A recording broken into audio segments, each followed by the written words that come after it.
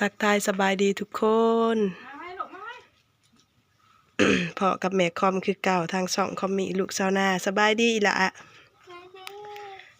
โอ้ยอยู่เพื่อนกับป้าบ่ลอยกับเอื้อยไปลิน้องเด้น้องไปลิบ่น้องเพิ่นญาติเฮาได้ตะกี้นั่นเศร้าญาติน่ะแต่ว่าเดียวนี่บ่ลอยอยากแล้วเก่งแล้วเก่งเลยเด้ใหญ่เลยสบายดีน่ะโอ้ยเดินมาใกล้ๆเอื้อยไปไหมโอ้ยหนบกับปากงามหนึ่งหนบกับงามขอบใจขอบใจเด้อแม่ที่ให้อยู่ดีมีแห้งเด้อจ้ะซ้ายผู้ได้จะเป็นคนว่าวนางแตนแล้วนางแตนหนบข้างเลยนางแตนนางแตนอยากอายหนบข้างเลยเอื้อยหัวควันน้องเอาลงได้แล้วลูกมือนะเก่งอันนั้นเอื้อยนำถีบกับไอ้ลูกเพิ่นซื้อกล้วยให้ลูกสาวเพิ่นเนาะนางคาดีกับนางแตนโอ้ยบ่เป็นยังค่ะจังได๋เฮาก็ไปเฮาพาเอาแน่เพิ่นเอาให้อันลูกสาวเพิ่นน่ะ2หวีเด้อเพิ่นกล้วยสุกค่าเครือได้นี่ฮะก็ตัดคำว่านนี่แล้วก็อันนั้นตะกี้ว่าย่านว่ามันใกล้สิฮอดเพ่งพูดจังสิสุกบัดมาเบิ่งมื้อนี้เพราะว่าแห้งสุกไว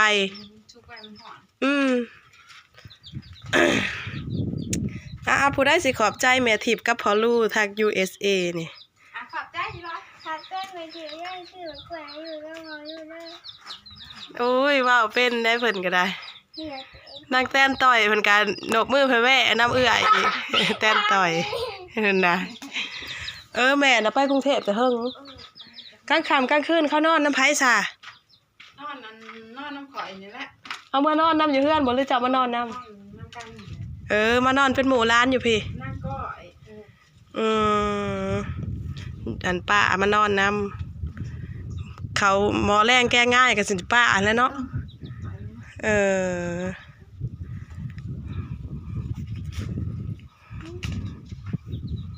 เฮ็ดงานยังสะแม่เพิ่นน่ะอยู่บ้านเฮามันก็บ่มีแนวเฮ็ดเนาะไปสู่ไปได้ลูกกันยังน้อยๆนึงน่ะนะยังน้อยๆตาดำๆซะผู้นี้ก็ย่างบ่ได้ไปบ่เป็นซะมีแต่ตอดไปน้ำเฮือนนี่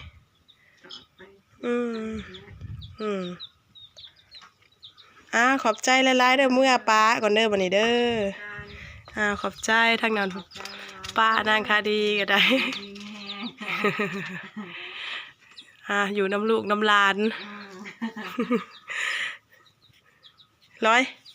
เมื่อก่อนเด้อบายบายแม่ทิพย์กับพ่อลูกนะแม่บายบายบอกหักแม่กับพ่อแน่หักแม่เด้อจ้ะเอาถือกล้วยคนละวีโซ่ให้แม่เบิ่งแน่นี่เอาเบิ่งสิถ่ายรูปเอาเลยเด้อตอนนี้เฮาก็มาฮอดเทือนนั่นพอเฒ่าคำมวนหรือว่าพ่อใหญ่คำมันเนาะเอื้อยเพิ่นตั้งอันชื่อให้พ่อใหญ่คำมันเพิ่นมันยืนกล้วยฟ้าแฝดป้าตัวห่อนแห้ง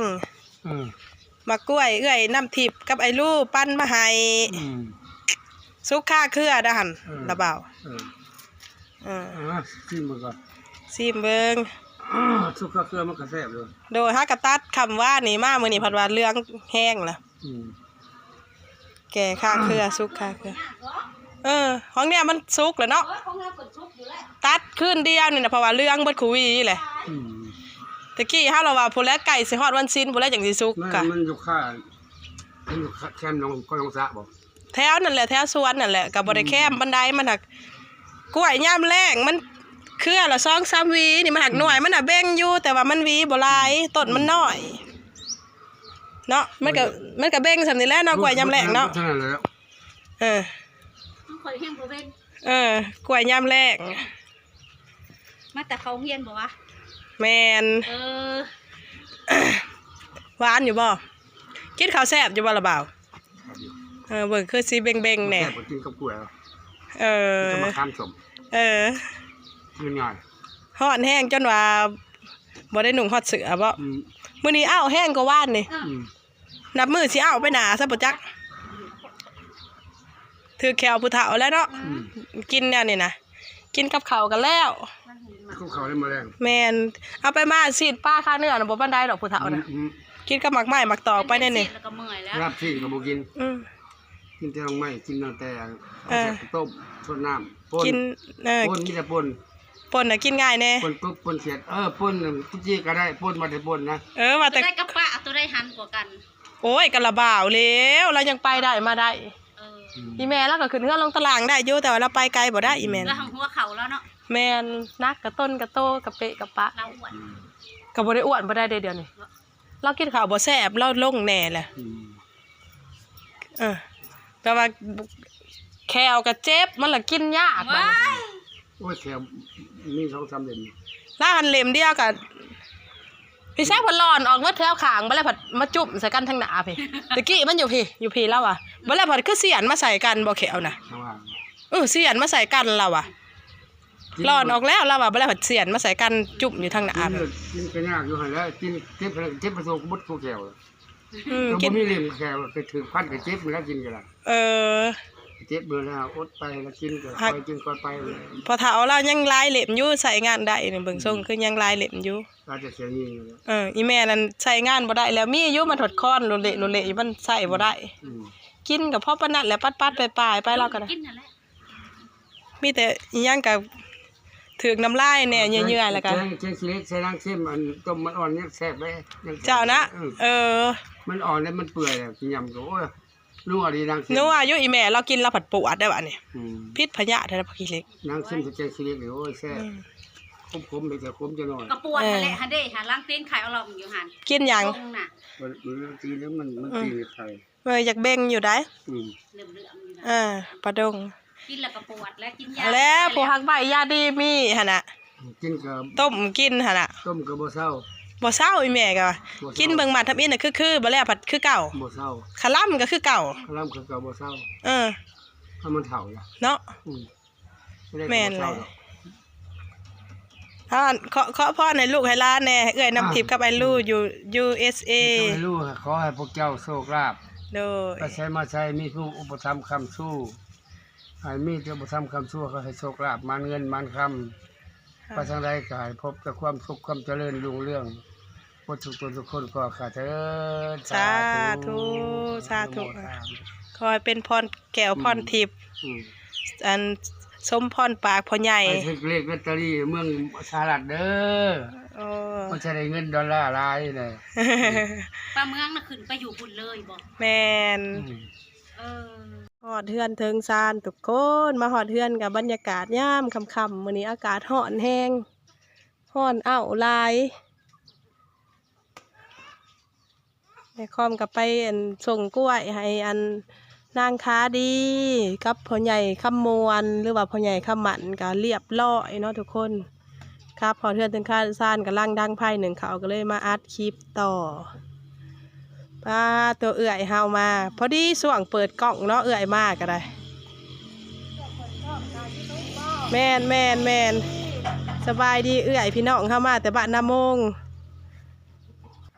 อ้าวเอื่อยเพิ่นมายังโอ้ยอย่านั่งตามละเอื่อยคุณพ่อว่ากินดองโปแกนลูกสาววันที่16วันที่16ของมา3 คำบ่แฮม3 คำโศกมานได้ลูกเคยได้ลูกเคยทางใดก็ลืมซะบ้านนี้ก็ปั่นเตาน่ะบ้านบึ้งทงบึกทงบ้านปั่นเตาหั่นรถบ่แม่นมันกำลังงามเพิ่นมาถ่ายเอาโอ้ยสิเป็นหยังกันของส่วนขึ้นตั้งเฮือนเพิ่นบ่ขึ้นพี่น้องเอ้ยไปขึ้นตั้งเฮือนเพิ่นเพราะว่าค่ำแล้วเพิ่นเพราะว่ายันเราเอาบีไปกินน้ำกินได้ก่อนจังมื้อได้แล้วขอบมุกกับใจหลายๆนี่พากับกินมาวางเฮือนผ้าแห้งบ่ขึ้นฮอดเฮือนไปซ่าอย่าให้เขาแซงเด้อลาเอาบีเขาจับได้ว้ายย่านว่าเฮ้ยเนาะอ้าวคอยเมื่อคอยมาแล้วเอ้ยมันคำย่านได้ต้นคุ้มต้นผัดสิล่มสิเท้าซะได้มาแต่บ้านนามงเนาะยังว่าสื่อเรานะ จักแล้วให้อยู่หูยังบ่ได้ ลูกนี่หลายคนนี่มันมีเอื้อยกันเอื้อยวันเอื้อยจวนเอื้อยนวลเอื้อยโทเอื้อยท่าจักสิแม่นเอื้อยได้บัดนี้ชื่อนะอายุหักจักสิแม่นชื่อผู้ใดเด้ออันนี้ อ๋อ ขออนุญาตบัดคำสำบายดี มาดีเนาะ เฮ็ดหยัง พอที่นั้นไปต่อกับบ่เขาเจ้าสั่งให้จะเปิดสัญญาณได้สิเปิดสัญญาณ กะยเอาเท่านั้นละ งัวควายเขาคอกแล้วบ่ บ่ นี่แหละแม่คอมชีวิตแต่ละมื้อมีหยังพี่น้องเอ้ยถ้าตัวเขตพอคอมเพิ่นเฮ็ดอันน้ำลงแบบนี้แล้วสุ่มชื่นแตกแหนงขึ้นมาใหม่เนาะตะกี้นั้นตายเบิดแล้วโคดน้ำใส่ผัดแล่นไหลกายมันบ่ซึมลงหอดพื้นสำหรับคลิปนี้ก็สิมาขอบบุญขอบคุณไปทางเอื้อยน้ำทิพย์และไอรูทาง USA เด้ออุดหนุนซื้อกล้วยซอยแม่คอมเนาะแม่คอมก็มีกล้วยเครือเดียวกล้วยสุกก็เครือน้อยๆ1 ดอกพี่น้องเอ้ยหักขายเพราะว่าช่วงนี้เฮือนเดียวดองกันหลายงานบุญกันหลายบัดนี้มื้ออื่นมื้อฮื้อนี่เพิ่นบุญเฮือนฮีนอีกบัดนี้ลูกชายก็อยากไปพอลูกชายเนาะชายคอมผู้อยากไปบุญเฮือนฮีนน่ะมานะแม่นี่อ้าวสบายดีป้าลุง สวัสดีป้าลุง ขอบใจป้าทิพย์นะแม่ขอบใจหลายๆเด้อป้าทิพย์เอ้ยเห็นอยู่ดีมีแห้งว่าสิ ใจป้าทิพย์เลย ขอบใจป้าทิพย์หลายๆเด้อ ขอบใจป้าทิพย์เลยลายเด้อ ขอให้ป้าอยู่ดีมีแห้งร่ำรวยเงินทอง ให้ป้ามีแห้งเลยทำด้วยเงินทอง เอาเฮียนเว้าเอาซ้ำนี่ละเนาะอันป้าเพิ่นอันอุดหนุนกล้วยซอยเนาะแม่ค่อมกับขายวี20 บาทเนาะกล้วยกับวีบ่ใหญ่ปานใดปาดเอื้อยเพิ่นพัดให้เงินมา300,000เนาะทุกคน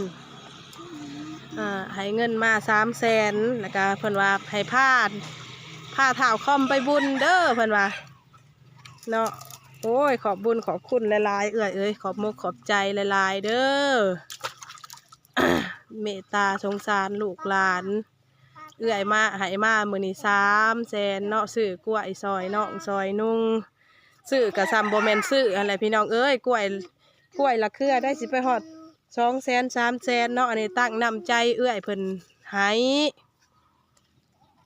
ตั้งน้ำใจเพิ่นส่งยืนให้น้องให้นุ่งให้ลูกให้หลานพอได้ไปซื้อขนมขนมพอได้ไปบุญไปศีลพอได้กินได้หยำคือหมู่ป้าตัวพี่น้องเอ้ยฮ้อนบรรยากาศฮ้อนร้ายมื้อนี้มื้อวานมื้อซื้อนี่ผัดว่าหนาวจนได้ห่มอันเสื้อแขนยาวจนได้ซ่อนผ้าห่มมื้อนี้ผัดว่าฮ้อนอีกเลยปั๊บฮ้อนปั๊บหนาวโหลดเป็นหวัดเป็นไอหลบบ่เศร้าจักเถื่อถ่ายคลิปอันก็บ่จบพี่น้องเอ้ยกำลังถ่ายกำลังว่าผัดลูกชายผัดไปวนเนาะไปจองกระขุปลูกพักแป้นใส่เนาะปัญญามันหล่นทับเพิ่นก็เลยปิดคลิปไปวันนี้เฮาก็สิมาขอบโมกขอบใจขอบบุญขอบคุณเอื้อยน้ำทิพย์และไอ้ลูกอีกเทื่อหนึ่งเด้อเอื้อยกับอ้ายทาง USA ที่อันอุดหนุนมากล้วยแม่ค่อมอุดหนุนกับแมนตั้งเอื้อยอ้ายเพิ่นอยากอัน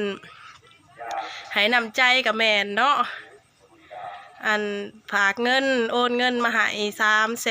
300,000มือก่อนน่ะก็เงินเรือค่าเครื่องค่าอันค่าเงินเรือค่าให้เงินเรือจากให้ค่าพาเครื่องลูกสาวเพิ่นเนาะก็เรือ72,000เพิ่นก็ว่าอันเอาไว้ซื้อขนมให้ตารวยเลยจ้า72,000มาเมื่อคืนนี่ก็เนาะอันดองก็หลายบุญก็หลายก็เลยอันได้มากล้วยเครือหนึ่งก็เครือบ่ได้ใหญ่หรอกพี่น้องเอ้ย3-4 หวีกันให้เอื้อยเพิ่นซื้อซอยเนาะเพิ่นก็เอาเพิ่นว่าโอเคเพิ่นว่าเพิ่นก็ให้เงินอันมา300,000เนาะสำหรับค่ากล้วยก็ได้อันตั้งต่อขายกล้วยซื่อๆก็บ่ได้ดอกพี่น้องเอ้ยหักน้ำใจเอื้อยอ้ายเพิ่นให้เนาะก็ขอบมุกขอบใจเด้อเอื้อยกับอ้ายเอ้ยน้ำมุกน้ำใจเอื้อยอ้ายให้มา เอื้อยอ้ายให้มามื้อนี้ก็ขอให้ได้กลับคืนไปอันกว่าเก่าเป็นหอยเถ่าพันเถ่าเด้อเอื้อยกับอ้ายให้มา372,000ก็ให้ได้กลับคืนไป3,000-4,000 ล้านดอลลาร์พุ่นเด้อถือ หวยรวยอันรางวัลที่หนึ่งพุ่นละให้โชคให้มานให้ร่ำให้รวยขายประกันภัยก็ให้ได้ลูกค้าหลายๆเนาะเหตุการณ์ก็ให้อัน อิหยังก็ให้เจริญก้าวหน้าเนาะให้ได้อันเป็นเจ้าเป็นนายเจ้าใหญ่นายโตหมดแล้วเนาะให้ลูกหลานได้เพิ่งพาบารมีเอื้อยอ้ายต่อไปเด้อให้เป็นบุญเป็นกุศล มื้ออื่นนี่ก็สิอันพาตะค่อมไปบุญเฮือนทินเนาะเปิดงานมื้ออื่นนี่ขอบมกขอบใจหลายๆฝากพี่ฝากน้องเบิดสุขุสุขคนเด้อเข้าไปเป็นกำลังแห่งใจให้เอื้อยกับอ้ายเพิ่นทางช่อง YouTube ชื่อช่องตำรวจสุวรรณอยู่ต่างแดนเด้อพี่น้องเข้าไปกดไลค์กดแชร์กดติดตามให้เอื้อยกับอ้ายเพิ่นแน่เนาะเพราะเพิ่นมีกำลังใจในการถ่ายคลิปต่อๆไปเนาะ ฝากอุดหนุนส่งเสริมเอื้อยกับอ้ายของแม่ค่อมเนี่ยเด้อพี่น้องเด้อทางช่อง YouTube ตำรวจสุวรรณอยู่ต่างแดนแม่ค่อมก็สิเอาอันรูปขึ้นในหน้าปกวิดีโอเลยเนาะก็ขอบคุณล่วงหน้าหลายๆพบพ่อกันคลิปหน้าเด้อบาดนี้สำหรับคลิปนี้อันลาพี่ลาน้องไว้สำนี้ก่อนเนาะลาเอื้อยลาอ้ายไว้สำนี้ก่อนพบพ่อกันอีกเถอะนะสำหรับคลิปนี้สบายดี